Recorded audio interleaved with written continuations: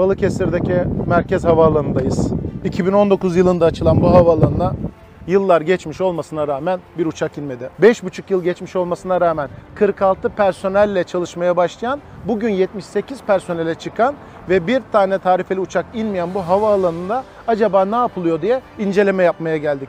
Geliri 1 milyon lira olan bu havaalanının gideri 169 milyon lira.